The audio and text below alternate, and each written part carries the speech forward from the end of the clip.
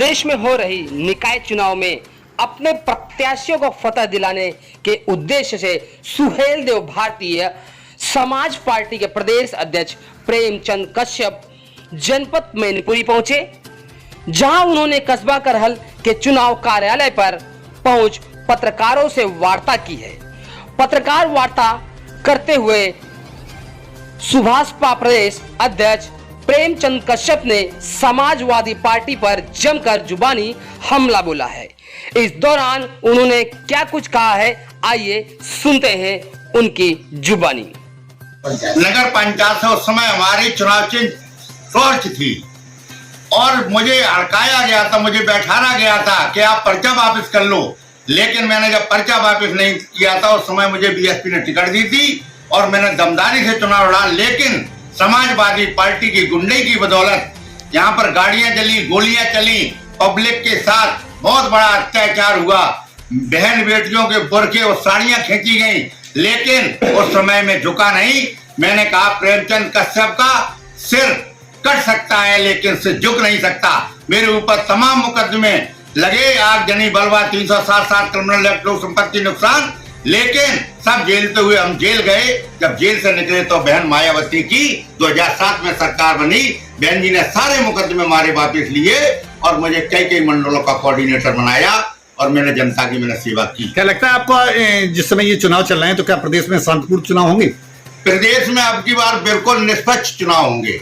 हमको मालूम है बाबा जी की सरकार है और निष्पक्ष चुनाव होंगे और प्रशासन पूरी तरीके से हर जगह मदद करने के लिए तैयार है। अध्यक्ष जी, आपकी पत्नी करहल नगर पंचायत में चेयरमैन पद का चुनाव लड़ रही हैं जी, किन मुद्दों को लेकर के आप चुनाव लड़ रहे हैं? सबसे पहले आपके चैनल को मैं बहुत बहुत धन्यवाद देना चाहता हूं। आज यहाँ पर पिछड़ों को, दलितों को, अल्पसंख्यकों को कोई न्याय अभी तक नहीं मिला। न तो रोजगार में हिस्सेदारी, न शिक्षा में हिस्सेदारी, न राजनीति में हिस्सेदारी।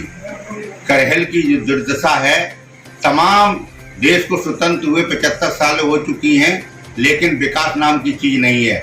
हमने देखा है कि करहल में तमाम बरसात में पानी भर जाता है। यहाँ पर जो ताल और तालाब थे वो ओढ़ दिए गए हैं, वहाँ पर निर्माण कार्य हो गया है, लेकिन यहाँ पे नाला आज दिन तक नहीं बना जो नदी में डाला जा सके। सबसे पहले नाले का निर्माण होगा, उसके बाद खरंजे, पक्की रोटें, सीसी रोटें बनवाने का काम करेंगे। इस नगर पंचायत में पूर्ण तरीके से जो काम अधूरा रहा वो पूरा कराने का काम करेंगे और हर एक गरीब, मजदूर, किसान को न्याय दिलाने का काम करेंगे, सब समाज को न्याय दिलाने का काम करेंगे। मीडिया कर्मी बताएंगे और यहाँ की जनता बताएगी और ये परिणाम आपको 13 तारीख को क्लियर हो जाएगा। हमको अपनी जीत सॉलिड मालूम पड़ रही है, क्योंकि जो माननीय ओम प्रकाश राजभर जी की विचारधारा है उस विचारधारा को हम फॉलो कर रहे हैं। जैसे एक शिक्षा, अनिवार्य शिक्षा और 1 से लेकर एमए तक की शिक्षा फ्री होना चाहिए, सीबीएसई बोर्ड, यूपी बोर्ड में कन्वर्ट होना चाहिए और हर गरीब मजदूर का बच्चा जहाँ स्कूल में पढ़ता है उसी स्कूल में डीएम और एसपी का जिस स्कूल में बच्चा पढ़ता है उसमें गरीब और मजदूर किसान का बच्चा पढ़ता है। आपकी पार्टी से कोई स्टार प्रचारक यहाँ प्रचार के लिए कोई आना चाह रहा हूँ? अभी हमारी पार्टी से 2-3 दिन में कई लोग आ रहे हैं प्रचार के लिए।